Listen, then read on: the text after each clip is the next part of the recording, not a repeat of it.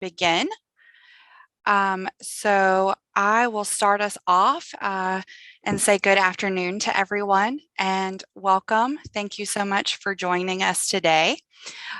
Today we are going to really share some of our experiences and give you our perspective.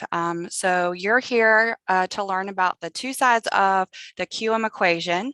You're going to learn about the perspective of the course representative, and then from the course reviewer, and then kind of what to do with the next steps. If you will go to the next slide. Oops. Yeah. So we have a lot of folks here today. So if you would mind taking a moment just to kind of tell us who is joining us, give us your name, where you're from, what your role is, let us know who is here with us.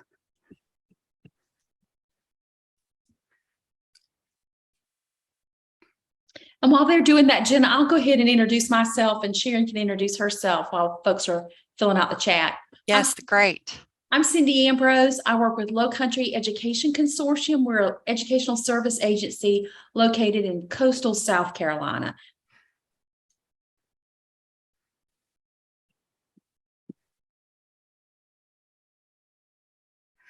And Miss Sharon, we can't hear you, ma'am. All right. Can you hear me now? Yes, ma'am. Thanks. Okay. Sorry about that. I'm having issues with my microphone. My name is Sharon McMahon. I'm the virtual online facilitator with Beaufort County Schools, also in South Carolina. And I work together with Low Country Education Consortium, where we've partnered our virtual learning for our students in our elementary and middle school, and also work together with Jenna on a high school partnering for our high school students that are doing virtual learning. And I am Jenna Wells, and I'm the coordinator for virtual learning in Berkley County, South Carolina, just north of Charleston. And we are a franchise district with Virtual SC. We are lucky to partner with them. We also partner with Low Country Education Consortium, and as Miss McMahon mentioned, with Beaufort County, offering supplemental and full-time virtual courses to our students. So Miss Cindy, if you don't mind going to the next screen.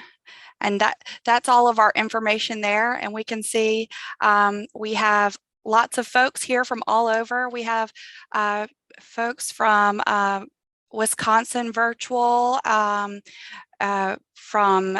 the virtual learning in Texas, from Kentucky. Clay Ham is here with us from Virtual SC. Hello, Clay. Thank you for joining us. So we're so happy to be able to share our experience with you all today. If you will go ahead and go to the next slide. So we're going to approach this in three ways. I am going to share kind of our past few years experience, what our program has gone through as we were talking about going through the process of reviewing courses and what we really needed to do to be successful with a course review. And then we're going to switch gears, and Ms. Cindy will share the perspective of what it looks like doing a course review as a course reviewer. And then we will change gears again, and Ms. Sharon, she will share kind of next steps and what it'll look like when you're looking at a professional development lens. So these are our goals for this first part. So we're going to begin with what it looks like from the perspective of a course representative. So if you will take a moment and think about what are some major look-fors when you are reviewing an online course? How do you know that the course is ready for students and it's designed to help them succeed? If you will take a second and just drop a few like words or things that you look for into the chat, so that we can kind of have some of those ideas as we start thinking about our review. And if you will go to the next slide for me.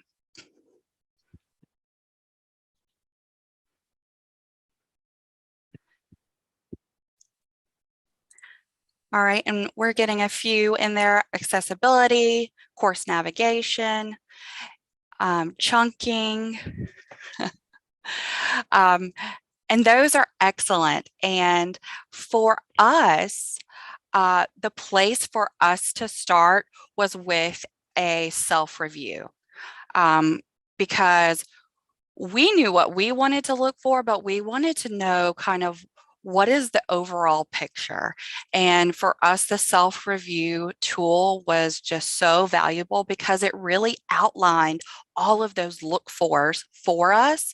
And if you are a Quality Matters subscriber, the self-review tool is a great starting point to help kind of outline all of those look-fors for you. And for us with our program, as we were sending our courses through Quality Matters Review, it really became obvious that there were 4 areas that were super important. And for us, it was course clarity, mapping the course, accessibility, and learner support. So just making sure that the course was easy to follow, that there was alignment within the course, that the course was usable, not only for the students, but for the facilitators as well, and that all of the learner supports were embedded within the course. So I do have an activity for you all. If you will, you're going to have 1 minute. If you will, find something to draw on.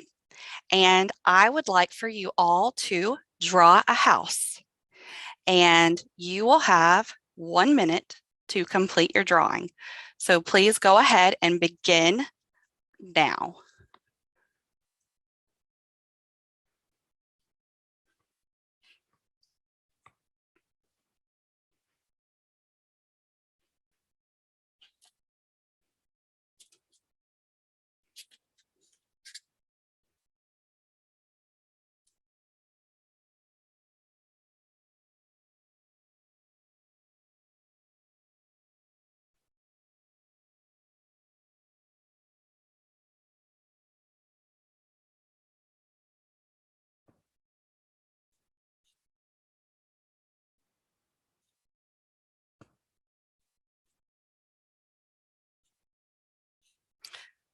Okay, you have 10 seconds left.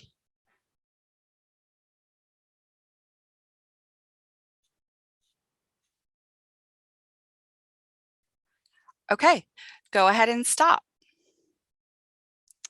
All right, were you able to get your houses drawn?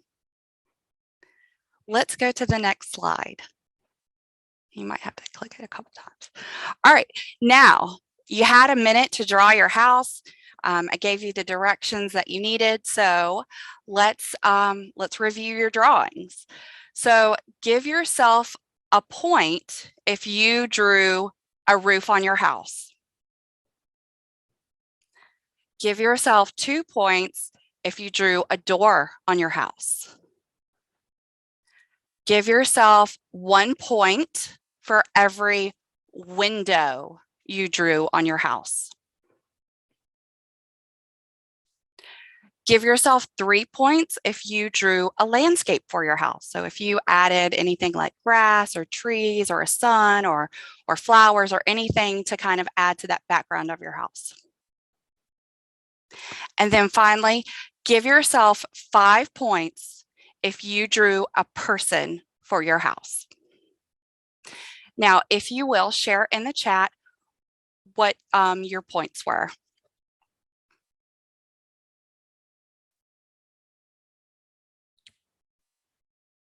All right, great. So we've got some 5s, 9s, 4.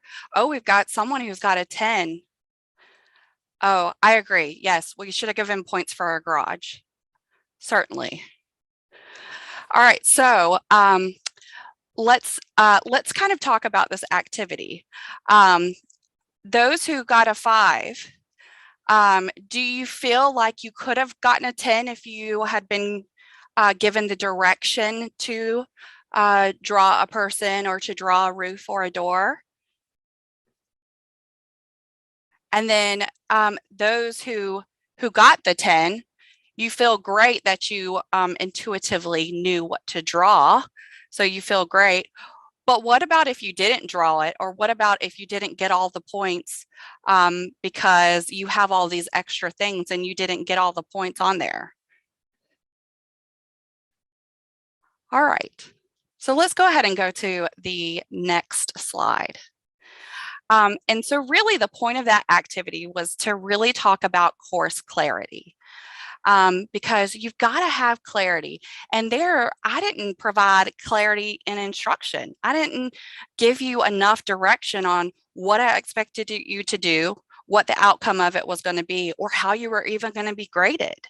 So you didn't even know. You just started working because you were doing what you were told. And that's what our students do. And so when we have a course, we've got to make sure that the course is designed to really give them clarity and give them clarity in the beginning. Before the student is even in the course, they need to know what to expect to be successful and what success looks like. How are they going to get that 10 on their house? Don't overcomplicate it. The course should be simple and it should flow easily without jumping in and out of the course or using multiple external tools and softwares and features. Of course, we want it to be innovative and engage the student, but we don't want it to be overcomplicated for them. We also want to make sure that we use simple language for the student in plain English so that it's simple to understand for your intended audience. And it doesn't have to include cutesy or catchy phrases so that there's no lost in digital translation. And you want to be direct, detailed, and explicit. And I know that it sounds kind of contradictory to being simple and then detailed, but you can't make assumptions about what your students are able to do. If you want them to click to the next page to be able to turn something in, put that in your directions. Tell them to click to the next page to turn something in. Tell them that their rubric will be on the next page. Make sure that you are giving them the instruction so that they know exactly what to do with it. And be specific about the information that you want students to have. And then finally, cut the confusion. Give students examples, provide them with explanations, and don't be afraid to offer them exemplars. Sometimes we can be afraid to give them exemplars because we don't want to take away from their creativity or their critical thinking. But we know we live in the age of Google and the age of the internet. And if we're not providing them what a good submission looks like or what we're expecting and what it looks like, they're going to look for it elsewhere. And so if we're providing those for them, then we're giving them a good roadmap of how they can get there. If you will, go to the next one. So we have aligned ours to the Quality Matters rubric. And this is one of the home pages from one of our courses that we've designed in Berkeley County. And this is just where it says a general course overview, tells you kind of where to start or read me first. And you can see on our home page of our course, and this would be blinking for the students. The students have a start here button. It tells them the first thing that they should be doing and then what to do in case they run into a problem. You'll go to the next one. This is also on a home page. This tells them everything they're going to be learning in the course, gives a breakdown by their module, including every single topic, an overview of the course, and then how they can access their teacher, how they can access their course resources, and help if they need any. And then, so the next one was certainly a learning experience for us. So when we were going through our review process with Quality Matters, we didn't meet the standard on the very first try. And alignment was a big one for us. And, we thought just aligning it to the standards was enough. But we really needed to make it visible for the students and navigable for the students, but also for any future facilitator, for the teacher. And the way that we made that work was with a course map. And it helps to make the alignment very clear and present from the beginning of the course. And then it also makes everything that the student is asked to do, it takes it back and aligns it to those standards. So we looked at a picture from starting big with course objectives and then moving smaller and smaller so that you're looking at unit objectives and then lesson objectives. So if you will go to the next one. So this is an example of one of our unit homepages. So this is from our journalism class, and you can see I've added the standards that it aligns to from the Quality Matters rubric. And this is where we would outline all of our learning objectives, our standards, our essential questions. We would also include any relevant vocabulary. And then if you'll go to the next one. And then from our course objectives to our unit objectives, then you would have your lesson objectives. And so we would include it in our lesson. So, and it might be a little bit harder to see, but we have our vocabulary lesson, and you can see that we include the learning objective for the students. We also include it on a discussion where under the learning objectives, it tells them what the purpose of that assignment is. And then even for their assessments, we include the types of assessments and what type of learning objective is being met by that assessment. So accessibility is one. When I asked you what is a look for, and accessibility is a one. And I think that it's a big one, and it's one that can easily be overlooked. So accessibility is how you're presenting the course content to all learners. So it's going to include those that have impairments and accommodations, but it's also going to be anybody who's expected to use your course. So that might be future facilitators, that might be parents, and that might be any other student who's assigned to the class. So some of the things that we had to think about when we were going through that amendment process is how can we go through and make sure that we are making the course accessible. And some of the things that we thought about was course navigation. We wanted to make sure that we were being extremely deliberate with how we were directing the learner through the course. When the learner enters the course, do they know where to go next? And when they go there, do they know where to go after that? And then is there a course flow, and is it intuitive? So if you will go to the next one. Jenna, you've got a question in the chat right now. Of course. Let's see. Do you align to a specific philosophy around it?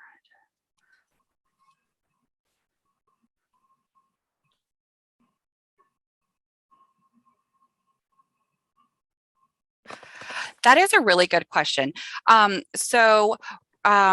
For instance, like our sociology course, it actually didn't have standards. We had the national like sociology standards.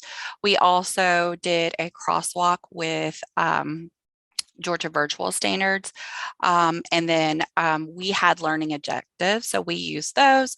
And then we do use, we use some Marzano but also the teachers will create learning targets. They will create some I can statements, and those will be based on some of the language that comes from the standard itself. So some of it is really based on what the standards are and what the teacher decides. And I hope that answers your question. And that was a great question. And then if you don't mind going back one slide, Miss Cindy.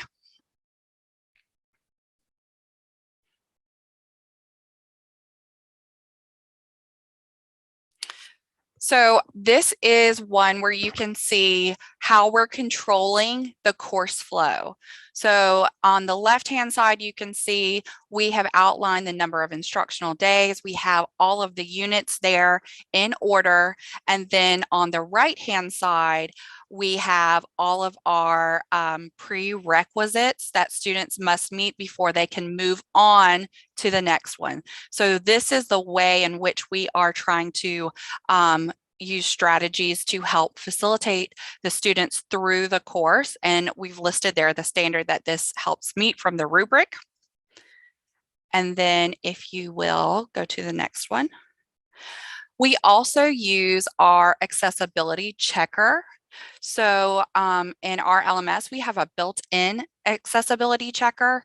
And this was a big one because the accessibility checker, it wasn't being utilized. It was kind of an afterthought.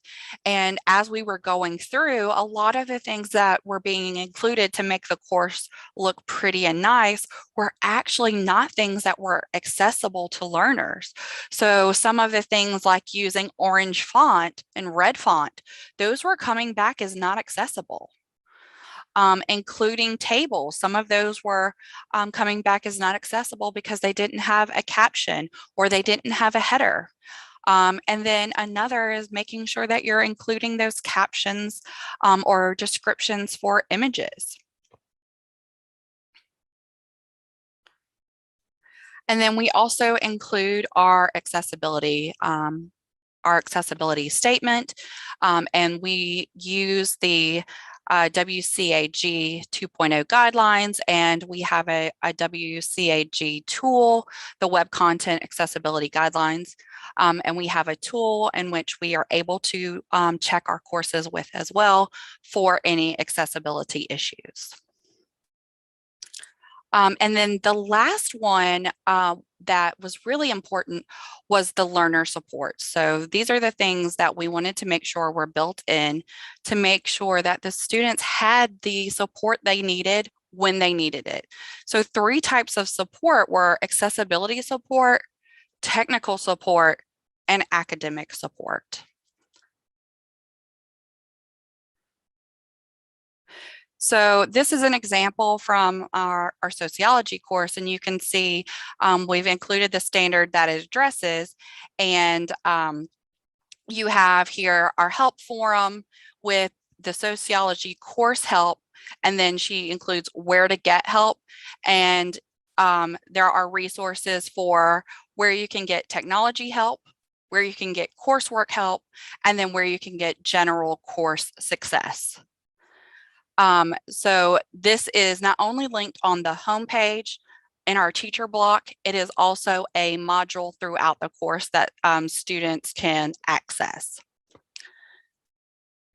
And then we include a facilitator's guide as well to help support anybody who would like to use this in addition to.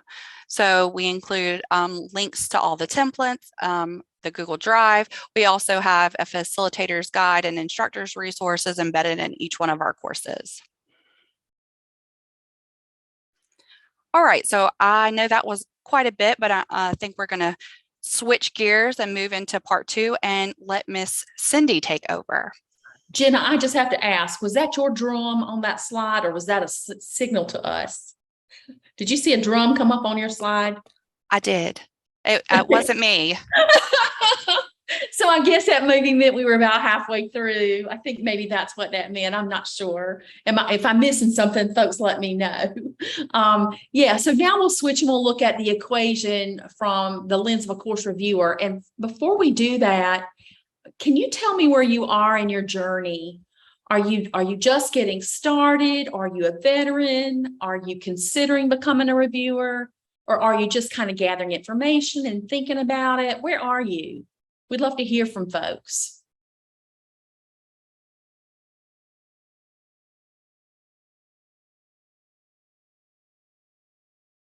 Any veterans on here? Oh, gather information, review six courses, current reviewer, also instructional designer. That's Heather. Heather, we may want you to say a little bit about that. Gathering information. So, all right, we got a mixed group here: beginner, master reviewer. Ooh, okay. All right. So full disclosure here, I am in my first year of being a course reviewer. I've been doing it for a full year. And I've been on several reviews. Right now, I'm on my first publisher review.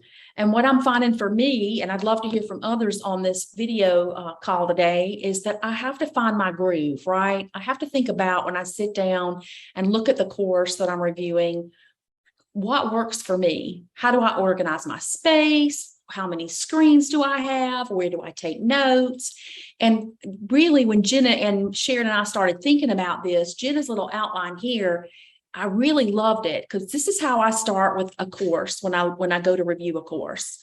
And Jenna, I didn't have any kind of model like this. It was just how I did it in my head, but I love the way you outlined this. So I always think about course clarity, and I'm going to jump in that course. And the first thing I'm going to look for is their course clarity. Can I navigate it? Does it have a getting started? Is it intuitive for students?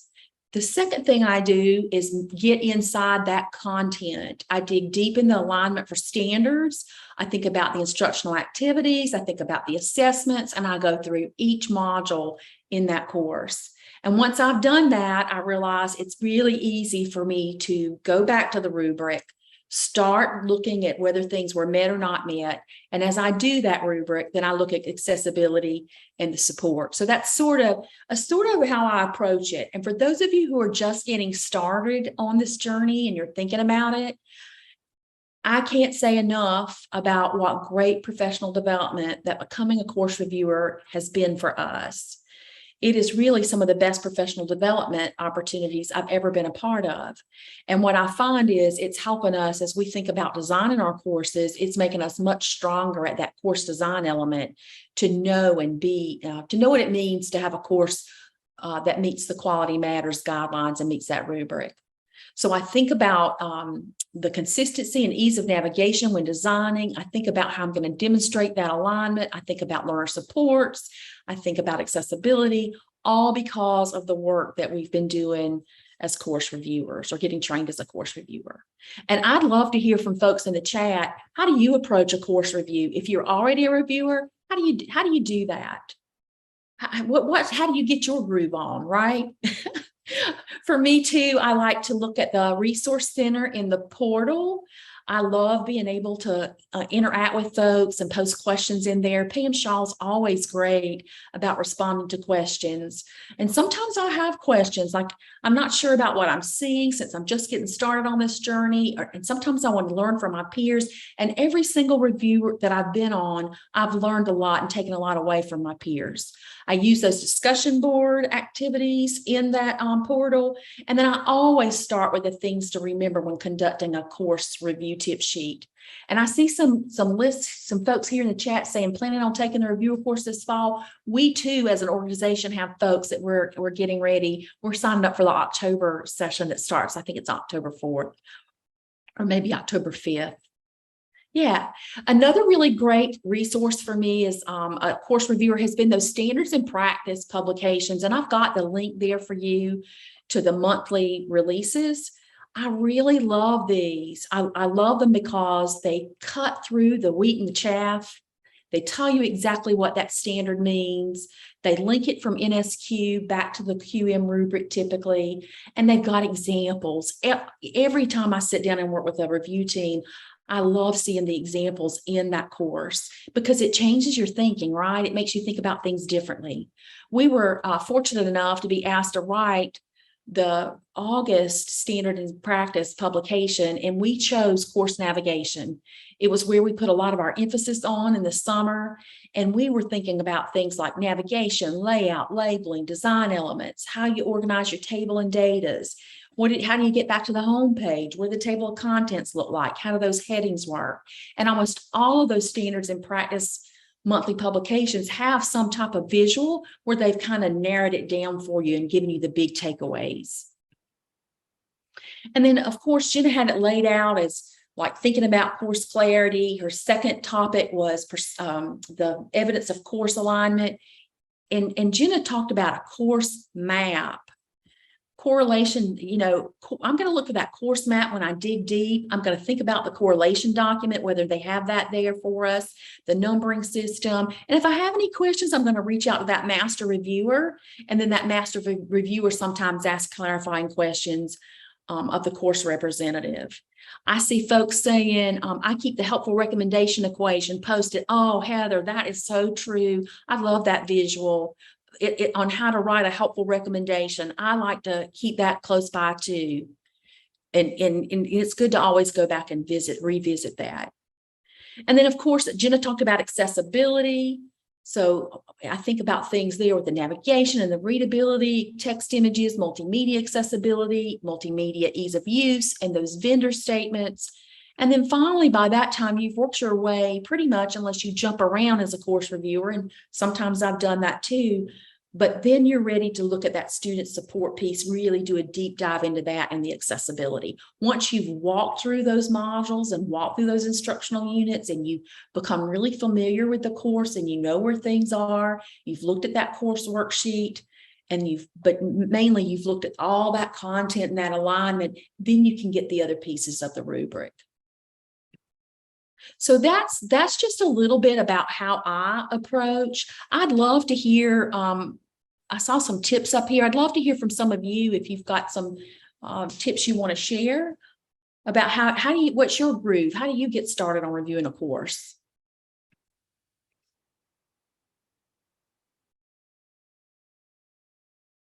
Would anybody like to speak to the benefits of being a course reviewer?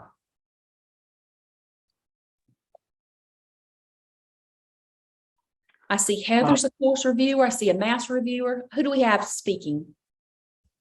This is Clay Ham with Virtual SC, just up the road from you all. Can you hear me okay? Yes, Clay, we can. So, so I serve as a master reviewer. I also facilitate the master reviewer certification course. So I'm strongly recommending you all to keep going in your path toward reviewing and even becoming a master reviewer. As you're describing kind of your process, one of the things that I like to coach new reviewers to do is to think about doing standards first, where like for a full review, standards first that maybe you only have to look in one place to make a decision about them.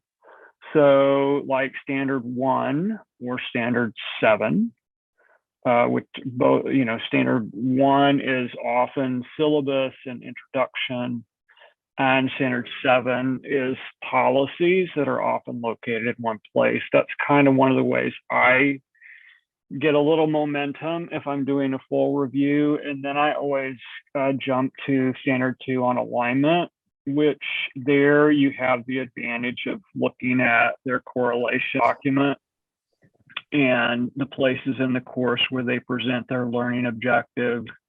And then I start working through, the meat of the standards with assessments, instructional material, and activities. And then while doing that, I try to take notes about standards 6 and 8. So if you want to know what my approach is, that's how I do it. I love that, Clay. I love that. That is so helpful. And I've signed up for the Master Reviewer course for the fall. So I'm excited. I'm Good. really What month? excited. Are you taking it next month or November? Yeah, October. I think it starts in Okay, October. I'll see you after the first. Awesome. Yeah, we start on the first Tuesday. But that's kind of my approach. You know, do things where you can look in one place and get all you need, and then start working through the course. Yeah. That way. So I'll look forward to seeing you. But I would strongly encourage you. I think doing the reviewer course and doing reviews only helps you with your own courses. Yeah. You know, it's a really positive thing. Thanks for letting me chat. Thanks, Clay. And I see some comments from Mary. Thanks for sharing that, Mary. Those in-house checklist tools are powerful. I'm going to turn it over to Sharon McMahon, and she's going to talk about getting started on your QM journey. So Sharon, take it away. And before Sharon gets started, I just wanted to give everyone a note that there's 5 more minutes in this session. Thank you, Jade. Okay. I saw that Heather had her hand up. Did you have something to add before we? I was just gonna reiterate what Clay said, because I think that I always try to get the low-hanging fruit done first, because it allows me to like go through the course and get my bearings, and then I jump into those standards alignment standards. Thank you. Right. So I was looking back at your introductions in the beginning. So it looks like most of you are working in the virtual world already. And so this was just on the one side here, we have a graphic from the Chloe report on the changing landscape of online education. And even if all of your learners, whatever your role is now, aren't involved in online education, they probably will be at some point.